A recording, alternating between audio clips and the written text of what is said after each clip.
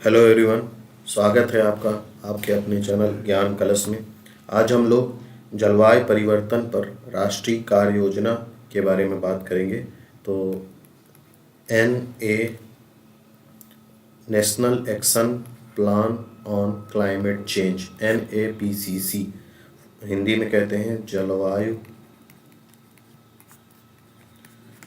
परिवर्तन पर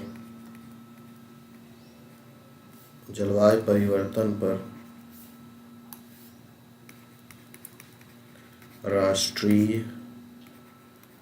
कार्य योजना, national action plan on climate change, national action plan on climate change. ठीक है, महत्वपूर्ण टॉपिक है।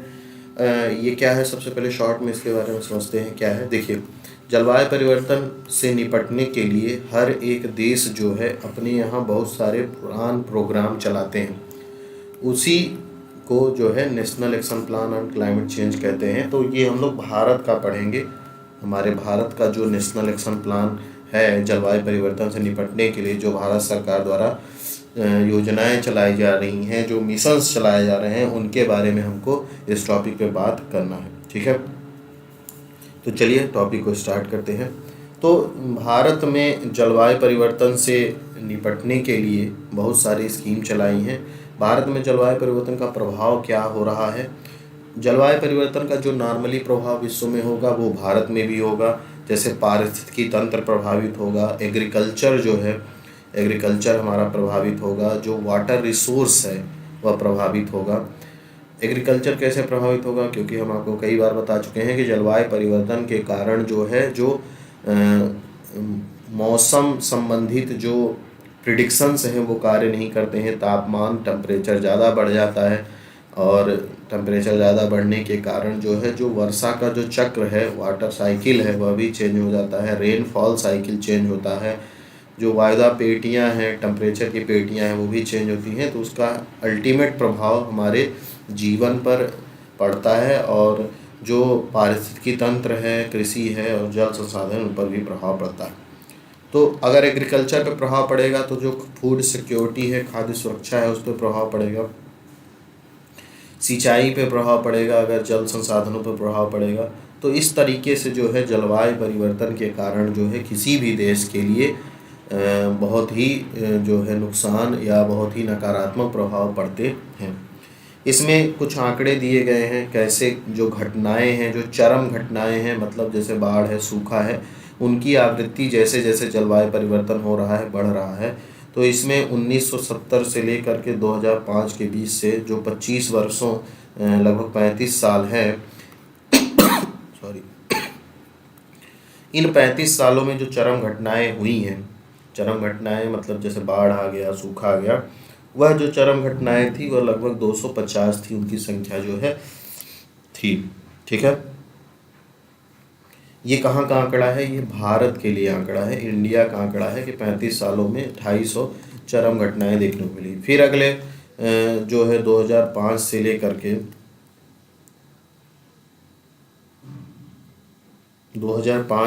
के 2020 में जो ये 15 साल रहे, इन 15 सालों में जो है 310 चरम घटनाएं, एक्सट्रीम इवेंट्स देखेंगे। तो आप देख रहे हैं 35 सालों में जहां 250 था, वही 15 सालों में अब कितना हो गया है, 330। मतलब जो चरम घटनाएं हैं वो ज़्यादा होने लगी हैं, है ना। और ये क्यों होने लगी हैं, क्योंकि जलवायु परिवर्तन का देखा जा रहा है, जलवायु परिवर्तन हो रहा है। और जैसे जैसे जलवायु परिवर्तन और होता जाएगा वैसे वैसे जो घटनाएं हैं वो और बढ़ती जाएंगी। एक संस्थान है जिसका नाम है council of energy, environment and waters, council of energy, environment and waters. यह एक संस्थान है जिसने एक रिपोर्ट जारी किया है। उस रिपोर्ट में कहा है कि जो भारत के जितने भी ज़िले हैं उसमें से जो 75% ज़िले हैं, मतलब अगर टोटल जितने भी डिस्ट्रिक्ट हैं भारत में, उनमें से जो 75% डिस्ट्रिक्ट हैं वो क्या है कि उन डिस्ट्रिक्ट में कोई ना कोई जो है चरम घटना, एक्सट्रीम इवेंट जो है देखने को मिलता है। एक्सट्रीम इवेंट मतलब कि बाढ़ हो गया, सूखा हो गया, है ना, ऐसी जो घटनाएं हैं वह देखने को मिलती हैं भारत के 75 जिलों में, 75% जिलों में, ठीक है ना। ये संस्थान ने जो रिपोर्ट जारी किया है। तो ये कुछ जलवायु परिवर्तन और उसके मतलब प्रभाव और जो प्रमाण है भारत के संदर्भ में वो देखा हमने। अब भारत सरकार ने जलवायु परिवर्तन के जो दुष्प्रभाव हैं उनको कम करने के लिए एक परियोजना बनाई, एक योजना बनाई, जिसको उन्होंने 30 जून 2008 30 जून 2008 को उन्होंने क्या किया, इसको शुरुआत किया, और उसी को क्या कहते हैं, national action plan on climate change. National action plan on climate change कहते हैं उसको। और ये जो नेशनल एक्शन प्लान बनाया गया है, राष्ट्रीय कार्य योजना, यह विभिन्न क्षेत्रों के लिए, हर एक क्षेत्र में जलवायु परिवर्तन से निपटने के लिए क्या की गई है, बनाई गई है। और इसमें बहुत ही ज़्यादा जो है सहयोग के लिए जो है विभिन्न जो एजेंसियां हैं और राजनीति जो जनप्रतिनिधि हैं, जो उद्योगपति है, एक तरह से कह सकते हैं PPP, पब्लिक प्राइवेट पार्टनरशिप, सरकार भी है, प्राइवेट संस्थान भी है, और लोगों को भी इसमें जोड़ने का प्रयास किया गया है, साथ ही NGO आदि को भी जोड़ने का प्रयास किया गया है, जिससे जलवायु परिवर्तन से निपटने के लिए हर एक वर्ग की क्या हो, भागीदारी है। क्योंकि जलवायु परिवर्तन किसी एक वर्ग को तो प्रभावित करेगा नहीं भाई। अगर किसी एक राज्य में बाढ़ आ रही है तो उसमें सब प्रभावित होंगे, है ना। तो इसीलिए इस नेशनल एक्शन प्लान में सभी को जोड़ने का क्या किया गया है, प्रयास किया गया है, सभी की भागीदारी सुनिश्चित की गई है। इस नेशनल एक्शन प्लान में जो है, इस नेशनल एक्शन प्लान में टोटल 8 मिशन हैं, 8 मिशन, और हम लोग प्रत्येक एक मिशन के बारे में जो बात करेंगे। और इन मिशनों में जो है ज़्यादातर यही प्रयास किया गया है कि कम से कम जो है ग्रीन हाउस गैस का उत्सर्जन हो, है ना। जो हमारे पास एनर्जी के सोर्स हैं उन्हीं का हम यूटिलाइज करें, है ना, ज़्यादा से ज़्यादा अच्छे तरीके से यूटिलाइज करें, दक्षतापूर्ण तरीके से, इफ़िशियंट मैनर में जो है उनका प्रयोग करें। इन्हीं पर बात की गई है इन 8 मिशन में। तो एक एक मिशन पे हम लोग क्या करते जाएंगे, बात करते जाएंगे। तो सबसे पहला जो मिशन है वह है राष्ट्रीय सौर मिशन। राष्ट्रीय सौर mission, national solar mission, NSM, national solar mission. तो नेशनल सोलर मिशन का मतलब क्या होता है, सोलर मतलब सौर ऊर्जा पे बल दिया जा रहा है, ठीक है। जो ऊर्जा है उसके जनरली हम लोग 2 तरीके से देखते हैं। एक जो है नवीकरणीय ऊर्जा, और एक होती है अनवीकरणीय ऊर्जा। तो अनवीकरणीय ऊर्जा जैसे हो गया कोल हो गया, है ना, पेट्रोलियम हो गया, जीवाश्म ईंधन ज़्यादातर अनवीकरणीय ऊर्जा है। मतलब अगर ये एक बार समाप्त हो गए तो इनको बनने में बहुत समय लगता है ना। 100 करोड़ों साल, 500 साल, 1000 साल, 10,000 साल, 20,000 साल, तो इतने समय लग सकते हैं, उससे ज़्यादा भी लग सकता है। इसीलिए अगर ये समाप्त हो गए तो उनके निर्माण में बहुत समय लगता है, तो उनको अनवीकरणीय ऊर्जा कहते हैं। नवीकरणीय ऊर्जा जो है ना, रिन्यूएबल एनर्जी के सोर्स हैं जो बहुत ज़्यादा, मतलब लगभग इन माना जाता है कि ये समाप्त नहीं होंगे, है ना। लेकिन अब जैसे सोलर एनर्जी है, तो एक ऐसा समय आएगा जब पृथ्वी पर जीवन नहीं संभव होगा, जब सूर्य जो है, सूर्य की भी धीरे धीरे आयु बढ़ती जाएगी, एज बढ़ता जाएगा, और धीरे धीरे जब वह सूर्य ख़त्म होगा, समाप्त होगा, तब वो बहुत लंबा समय है। इसीलिए इसको सोलर मतलब जो नवीकरणीय ऊर्जाएं हैं, इनको कहते हैं कि बहुत समय बाद ये हो सकता है समाप्त हो या नहीं भी हो।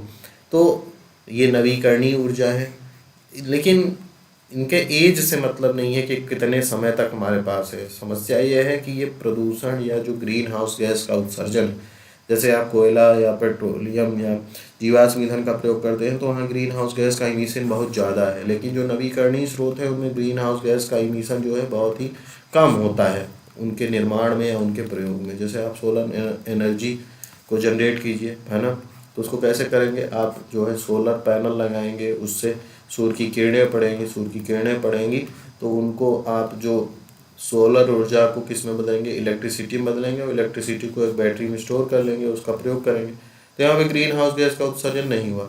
लेकिन आप अगर कोयले से बिजली बना रहे हैं तो कोयला को जलाएंगे, उससे बहुत सारा कार्बन है, सल्फर है, बहुत सारी चीज़ें निकलेंगी जो कि ग्रीन हाउस गैसें हैं, और फिर उससे बिजली को आप प्रयोग करेंगे। तो यहाँ पर ग्रीन हाउस गैस का उत्सर्जन ज़्यादा हुआ। तो हमको राष्ट्रीय सौर मिशन के तहत यही करना है कि हम ज़्यादा से ज़्यादा रिन्यूएबल एनर्जी की ओर जाएं, जिसमें कि और प्रमुखतः जिसमें सौर ऊर्जा को महत्व दिया गया है, सोलर एनर्जी को महत्व दिया गया है। यह जो राष्ट्रीय सौर मिशन है, इसकी जो शुरुआत की गई वो 11 जनवरी 2010 को तत्कालीन जो प्रधानमंत्री थे डॉक्टर मनमोहन सिंह द्वारा की गई थी। बाद में इसको जवाहरलाल नेहरू राष्ट्रीय सौर मिशन के नाम से भी जाना गया है। और इसके जो भारत ने संकल्प एक लिया है, भारत का एक संकल्प है कि 2030 तक जो है भारत में जो बिजली उत्पादन हो रहा है, 2030 तक जो बिजली उत्पादन होगा भारत में, अगर 100% बिजली उत्पादन है 2030 तक, जितना भी उत्पादन हो रहा है 100% है उसको कहेंगे, तो उसमें से जो 40%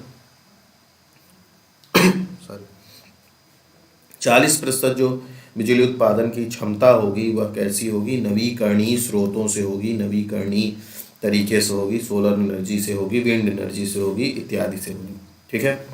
सोलर मिशन के तहत कई टारगेट भी बनाए गए थे। जैसे एक टारगेट था कि 2022 तक हमको जो है जो सोलर जो एनर्जी जनरेट करने का है वह था लगभग 20,000 मेगावाट। 20,000 मेगावाट हमको सोलर एनर्जी तैयार करनी थी 2022 तक। लेकिन जो है बाद में जो वर्तमान सरकार जब आई तो उन्होंने 2015 में इस लक्ष्य को जो है क्या किया, अपडेट किया, और उन्होंने कहा कि हम जो है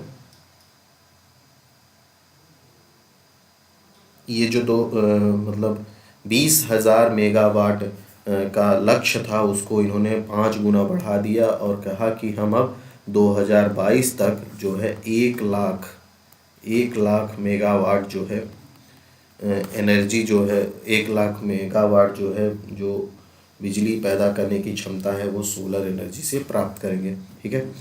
और हमने 2021 तक हमारे यहाँ जो उत्पादन था सोलर एनर्जी से वो लगभग 40,000 मेगावाट की क्षमता हमने तैयार कर ली है ना।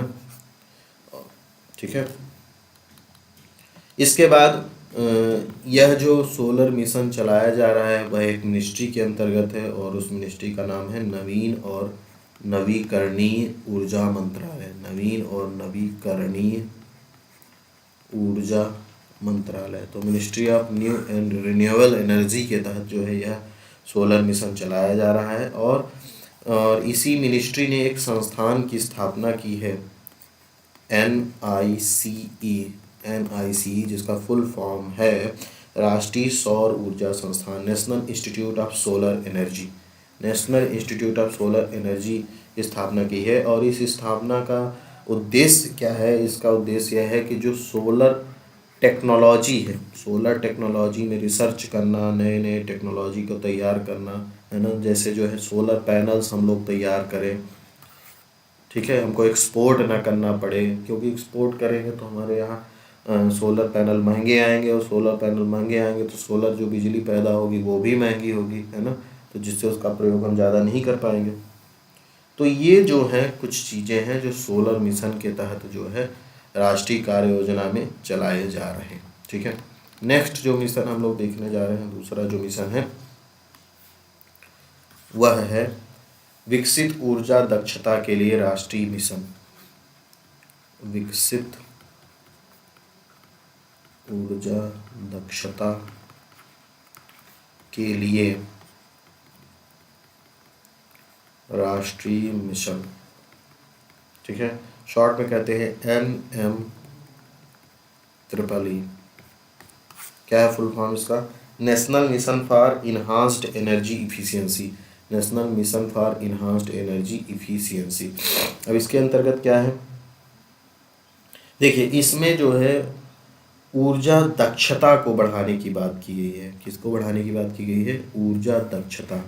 ऊर्जा दक्षता क्या है, एनर्जी इफिशियंसी क्या है, यही समझ लीजिए, क्लियर हो जाएगा। एनर्जी इफिशियंसी, देखिए आप लोगों ने देखा होगा कि पहले जो है हम लोग 100 वाट का जो बल्ब है प्रयोग करते थे, 100 वाट का बल्ब प्रयोग करते थे, और वह 100 वाट का बल्ब जितना प्रकाश देता था, आज हम जो एलईडी बल्ब आ रहे हैं, आप देखेंगे 100 वाट का बल्ब जो पहले आता था वो हेलोजन टाइप का होता था, है ना। फिर उसके बाद जो है CFL आया, है ना।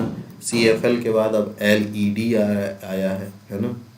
तो अब LED का जो 8 वाट का बल्ब है, 10 वाट का बल्ब है, वह भी उतना ही प्रकाश दे रहा है जितना 100 वाट का बल्ब दे रहा था, उससे अच्छा ही दे रहा है ना। तो क्या यहाँ पे क्या देख रहे हैं, पहले आप यहाँ पे उतना ही प्रकाश पाने के लिए 100 वाट की एनर्जी खर्च करते थे, अब वही आपको प्रकाश 8 वाट में मिल रहा है। तो 8 वाट में मिल रहा है मतलब आपने 92 वाट जो है बचा लिया।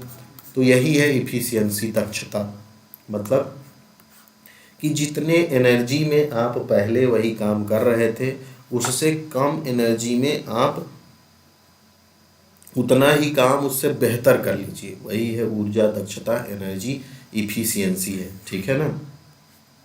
तो इस मिशन के तहत जो ऊर्जा दक्षता है उसी को बढ़ाने का प्रयास किया जाएगा विभिन्न क्षेत्रों में, है ना। और वह विभिन्न क्षेत्र क्या हो सकते हैं, व्यापार में हो सकता है ना, ट्रेड के लिए, है ना। ऐसे ऐसे वाहनों का प्रयोग किया जाए, जो कि जैसे ट्रेड के लिए ऐसे वाहन का प्रयोग किया जाए, जैसे ज़्यादा से ज़्यादा जल मार्गों का प्रयोग किया जाए, है ना, जिससे कि ज़्यादा कम से कम प्रदूषण हो। और इस एनर्जी इफिशियंसी के लिए फंड भी चाहिए, है ना। फंड कहाँ से आएगा, उसका कहाँ से इकट्ठा किया जाएगा, और फंड आएगा तो उसके लिए हमको बहुत सारी साथ ही में रिसर्च भी करनी होगी, फंड के डेवलपमेंट के लिए भी प्रयास करना होगा, ठीक है। सरकार फंड देगी, प्राइवेट कंपनियों से फंड इकट्ठा किया जाएगा। बहुत सारे एनर्जी इफिशियंसी के लिए हमको उपकरण भी विकसित करने होंगे, है ना। जैसे अब हमने CFL से LED की ओर हम गए तो उसके लिए हमने डेवलपमेंट किया ना, LED में LED की टेक्नोलॉजी को विकसित किया, LED के से बल्ब बनाना शुरू किया। पहले CFL से बनाते थे, है ना, उसके कुछ निगेटिव इम्पैक्ट थे जिसके कारण LED की ओर गए, है ना। तो एनर्जी इफिशियंसी के वाले मिशन में हमको फंड मिलेगा, है ना, वो रिसर्च करा जाएगा और नई नई टेक्नोलॉजी को विकसित करके एनर्जी इफिशियंसी को क्या किया जाएगा, बढ़ावा दिया जाएगा। नेक्स्ट जो मिशन है, थर्ड मिशन है, उसका नाम है सुस्थिर आवास पर राष्ट्रीय मिशन। सुस्थिर आवास पर राष्ट्रीय मिशन, इंग्लिश में कहते हैं इसको, शॉर्ट में है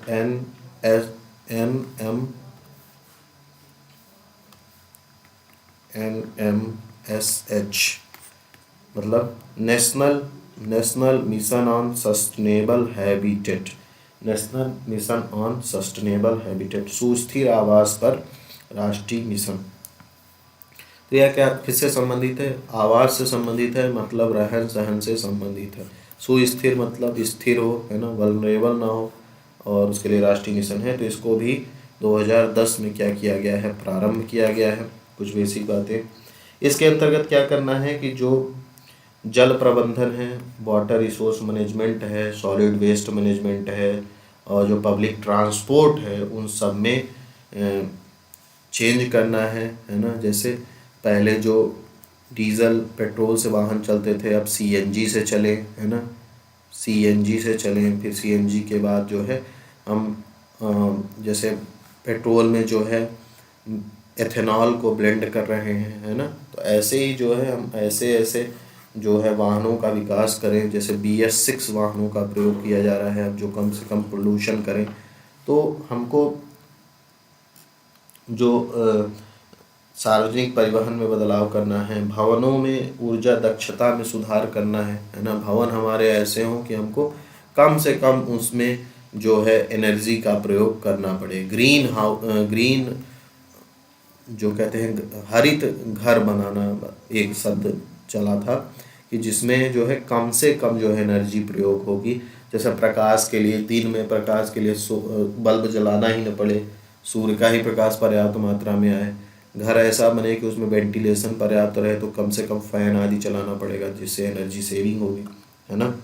यह जो मिशन चलाया जा रहा है, यह जो मंत्रालय है वह मंत्रालय है आवास एवं शहरी मंत्रालय, ministry of housing and urban affairs, ठीक है ना, अर्बन अफेयर्स। तो ये मंत्रालय है जो ये मिशन को चला रहा है। कौन सा मिशन? सुस्थिर आवास पर राष्ट्रीय मिशन। नेक्स्ट जो है हमारे पास मिशन, जो नेक्स्ट हमारा मिशन है वह है चौथा मिशन, वह है राष्ट्रीय जल मिशन। राष्ट्रीय जल मिशन, हम आपको पहले ही बताएं जो 8 मिशन है वो अलग अलग सेक्टर से संबंधित है। तो नेशनल वाटर मिशन, यह मिशन जो शुरुआत हुआ है 2011 में हुआ है, ठीक है। और यह जल शक्ति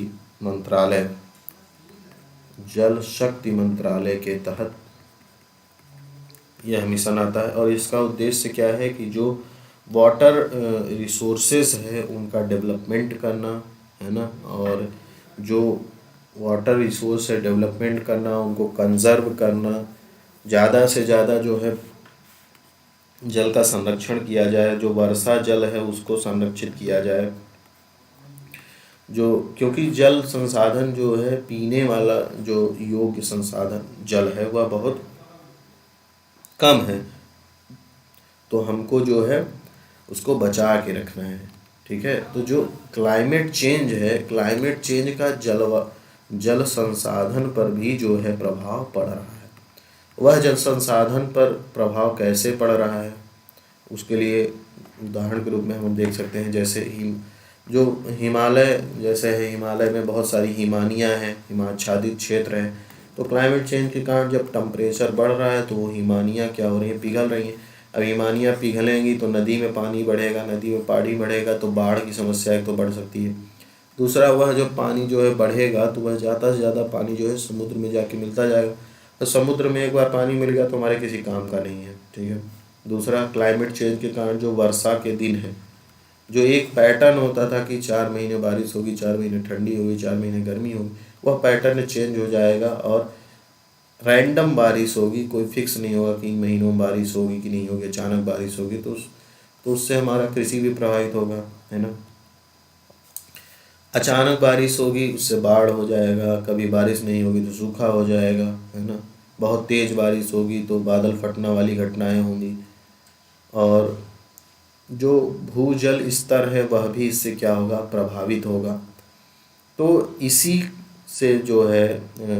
से निपटने के लिए जो है राष्ट्रीय जल मिशन चलाया गया है, जिसके तहत जो है जल प्रबंधन आदि पे ध्यान दिया जाएगा। जो समुद्री क्षेत्र है ना, समुद्र तटीय जो क्षेत्र हैं भारत के भी, या विश्व भारत की ही बात है तो भारत में, तो वहाँ पे प्रयास किया जाएगा कि जो समुद्री पानी है उसको एक ऐसी कुछ टेक्नोलॉजी का विकास करें कि उसको हम कम सस्ते में ही कम कीमत पे उसको क्या करें, पीने योग्य पानी बना सकें, जिससे कि पानी की जो समस्या है वह किल्लत है वो क्या किया जा सके, दूर किया जा सके। और इसी मिशन के तहत जो है कई सारे कैंपेन चलाए जाते हैं। तो मार्च 2022 में एक कैंपेन चलाया गया, कैच द रेन, ठीक है ना। तो इसके अंतर्गत जो वर्षा जल का संग्रहण है उसके लिए हमको करना चाहिए, है ना, इस पे बला दिया गया। जल से संबंधित जागरूकता फैलाने के लिए ऐसे कैंपेन चलाए जाते हैं। तो ये हमारा राष्ट्रीय जल मिशन था। नेक्स्ट जो हमारे पास अगला जो मिशन है इस कार्य योजना के तहत, वो 5वां मिशन है, वह है सुस्थिर हिमालयी पारिस्थितिक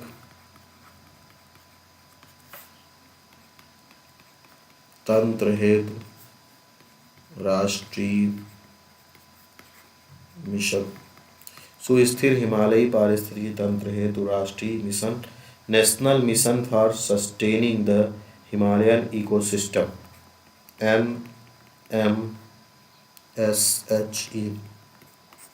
national mission for sustaining the Himalayan ecosystem. National mission for sustaining Himalayan ecosystem मतलब कि हिमालय का जो पारिस्थितिकी तंत्र है उसको बचाने के लिए। क्यों बचाना है भाई? क्योंकि हम लोग कहीं भी पहुंच जाते हैं तो हिमालय पे भी घूमने जाते हैं, वहाँ भी प्लास्टिक पोल्यूशन करके चले आते हैं। हिमालय पे बहुत सारा कंस्ट्रक्शन चल रहा है, जैसे आप अभी देखे हैं जोशीमठ, है ना, जोशीमठ में जो वहाँ पे घर हैं उनमें दरारें पड़ रही हैं। क्यों? क्योंकि वहाँ पे मना किया गया था, एक कमेटी बनी थी उसने मना किया था वहाँ कंस्ट्रक्शन नहीं होना चाहिए, लेकिन हम लोग कर रहे हैं, वहाँ रह रहे हैं, बहुत सारे निर्माण भी कर रहे हैं, तो उससे जो है हिमालयन इकोसिस्टम प्रभावित हो रहा है, उसके जो है दूरगामी परिणाम निकलते हैं। तो हिमालय जो है लगभग 5 लाख वर्ग किलोमीटर क्षेत्र में स्थित है, और जो हिमालय का जो महत्व है वो कई तरह से है।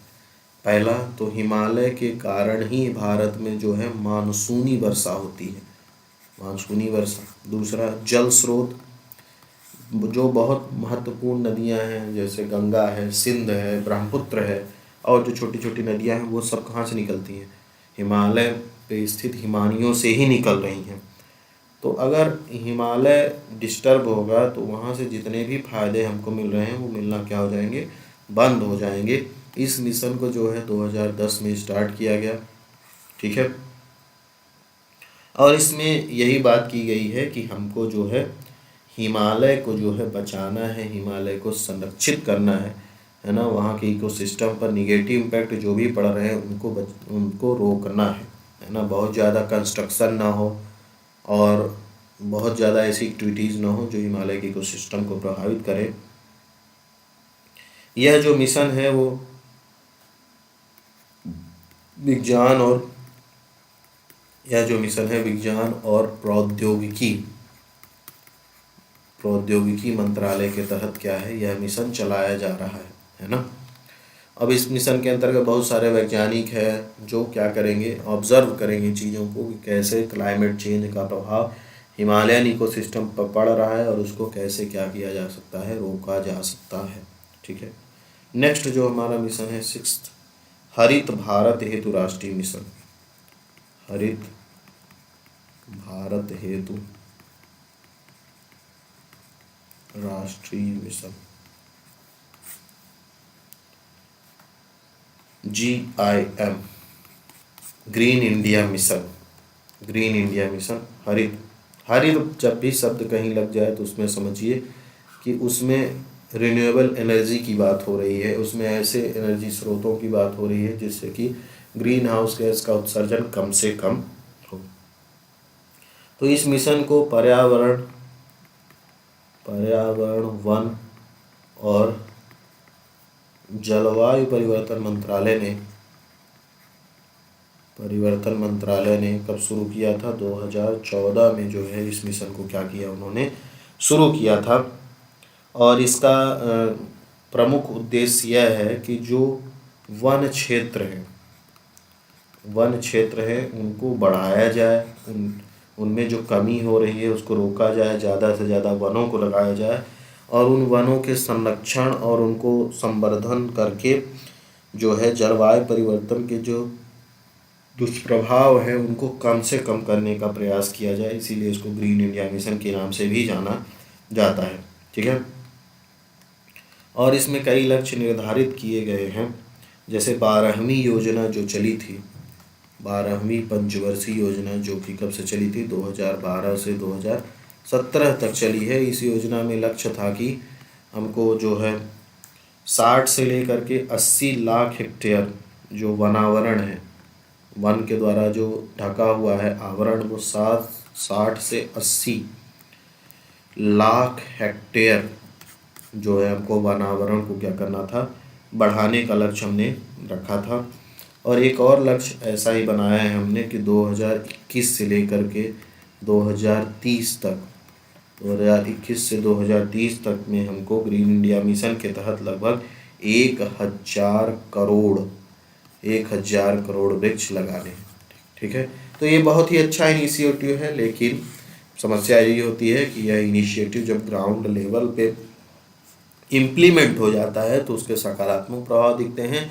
जब इसका इम्प्लीमेंटेशन केवल कागज़ों में हो जाता है तो उसके जो है कोई भी प्रभाव आपको देखने को नहीं मिलता है। ठीक है, तो हम आशा करेंगे कि ये सब प्रभाव जो है ग्राउंड लेवल पर जो है हमको देखने को मिले। और इसके तहत जो है वन क्षेत्रों का संरक्षण करना है, फिर से वहाँ पे अगर वन पेड़ पौधे कट रहे हैं तो फिर से लगाना है। वन क्षेत्रों में जो है बहुत ज़्यादा पेड़ पौधे लगा के उनका क्या करना है, विकास करना है। ठीक है, यही सब बातें जो है हमको करनी है। और इसके अंतर्गत जो बहुत सारी एजेंसी हैं, ग्राम पंचायत है, नगर पंचायत है ना, और एनजीओ हैं, लोगों को क्या करना है, इसमें जोड़ना है, उनको जागरूक बनाना है।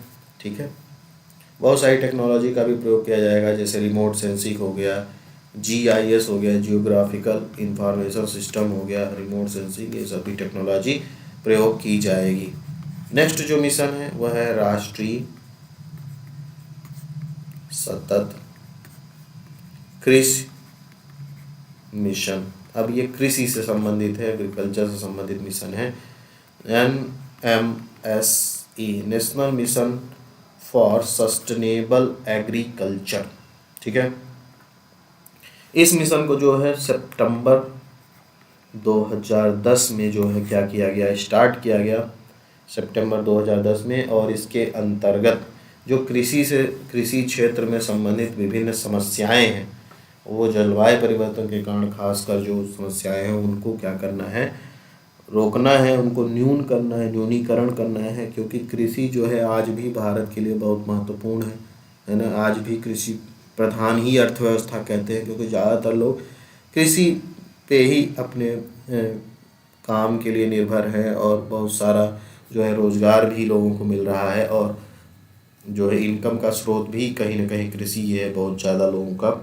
तो हमको क्या करना है, जलवायु परिवर्तन के कारण कृषि क्षेत्र में होने वाली समस्याओं को न्यूनीकरण करना है।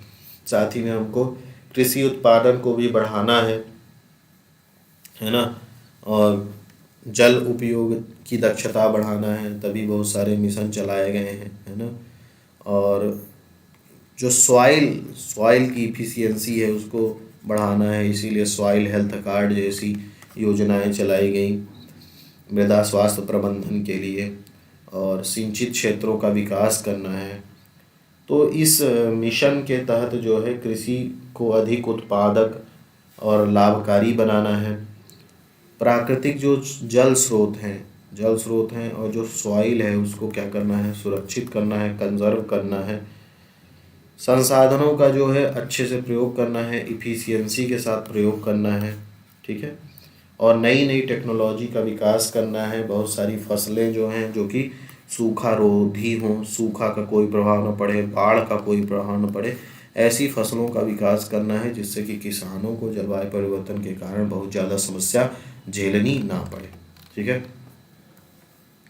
आखिरी जो मिशन है, 8वां मिशन है, वह है जलवायु परिवर्तन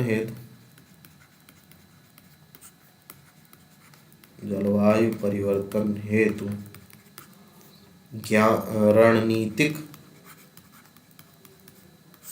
रणनीतिक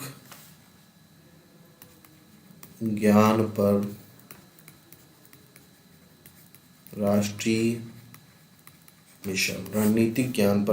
मिशन। ठीक है, यह जो मिशन है क्यों प्रारंभ किया गया, देख रहे हैं, रणनीतिक ज्ञान, स्ट्रेटजिक नॉलेज प्राप्त करना है हमको, है ना, स्ट्रेटजिक नॉलेज के लिए चलाया गया है। तो इसके तहत जो है विज्ञान और प्रौद्योगिकी मंत्रालय के तहत यह चलाया गया है। साइंस एंड टेक्नोलॉजी मिनिस्ट्री जो है उसके अंतर्गत चलाया गया है। और इसके तहत क्या करना है, हमको जो है जलवायु परिवर्तन से संबंधित जो प्रॉब्लम्स को आइडेंटिफाई करना है, और इन प्रॉब्लम्स का क्या ढूंढना है, सलूशन ढूंढना है। इस योजना के तहत हमको यही करना है, इस मिशन के तहत, कि हम जलवायु परिवर्तन से संबंधित विभिन्न समस्याओं को ढूंढें और उन विभिन्न समस्याओं का समाधान निकालने का क्या करें, प्रयास करें। ठीक है। और इसके लिए बहुत सारे जो नॉलेज इंस्टीट्यूशंस हैं, नॉलेज के संस्थान हैं, ज्ञान संस्थान हैं, उनके बीच में नेटवर्क स्थापित करना है और उस नेटवर्क के माध्यम से समस्याओं को साझा करना है, उनके सलूशन के लिए साझा रूप में क्या करना है, कार्य करना है। जब बहुत सारी संस्थाएं मिल के कार्य करेंगी तो जो समस्या का समाधान है आसानी से क्या हो सकता है, निकल सकता है। विभिन्न जो पारिस्थितिकी समस्याएं हैं उनको मॉडल के द्वारा समझना है, प्रिडिक्शन करना है कि अगर बाढ़ किसी क्षेत्र में आ रही है तो उसका कितना नुकसान हो सकता है, उसके बचने के लिए क्या प्रयास किए जा सकते हैं, ये सब मॉडल आज तैयार करना है। ठीक है। रिसर्च, जो कि ऐसी रिसर्च स्थापित करना है जो सोशियो इकोनॉमिक सेक्टर में लोगों को क्या करे, सहयोग करे, है ना। कृषि क्षेत्र हो गया, स्वास्थ्य हो गया, जैव विविधता हो गया, इन सब में बेहतर करने के लिए हमको रिसर्च नेटवर्क की भी क्या करना है, स्थापना करना है। और स्वदेशी क्षमता का विकास करना है कि हम स्वदेश में ही ऐसी टेक्नोलॉजी आदि का विकास करें जिसके लिए हमको इम्पोर्ट, आयात न करना पड़े तकनीक का या उपकरणों का, क्योंकि हम जब कोई चीज़ को आयात करते हैं तो हमारी विदेशी मुद्रा चली जाती है ना। और अगर हम वही टेक्नोलॉजी अपने यहाँ विकसित कर लेंगे तो हमको विदेशी मुद्रा खर्च नहीं करना पड़ेगा। और भारत की इस बात पे बहुत बड़ाई होती रही कि भारत के पास ऐसे ऐसे समस्याओं का ऐसे ऐसे वक्त में समाधान रहता है जो कि इफ़िशियंट रहते हैं, दक्ष रहते हैं और उनमें ज़्यादा खर्चा नहीं लगता है। ठीक है। और इसमें जो युवा वैज्ञानिक हैं, युवा वैज्ञानिकों को आकर्षित करना है कि वो जलवायु परिवर्तन जैसे बातों पर क्या हो, बात करें, उनके लिए वो प्रयास करें, नई नई रिसर्च करें, एक्टिव रहें। ठीक है। तो ये सब जो है जलवायु परिवर्तन है तो रणनीतिक ज्ञान पर राष्ट्रीय मिशन के तहत करना है। तो इस तरह हमने जो है आज के टॉपिक में जो है national action plan on climate change जो भारत का है, जो 2008 में शुरू किया गया, उसके तहत जो 8 मिशन है उनके बारे में हमने डिटेल में जो है अच्छे से बात की है ना। तो इसको अच्छे से तैयार कर लीजिए, महत्वपूर्ण है। ठीक है। अच्छा लगे तो लाइक भी कीजिए, सब्सक्राइब भी कर सकते हैं और शेयर भी कर सकते हैं। धन्यवाद।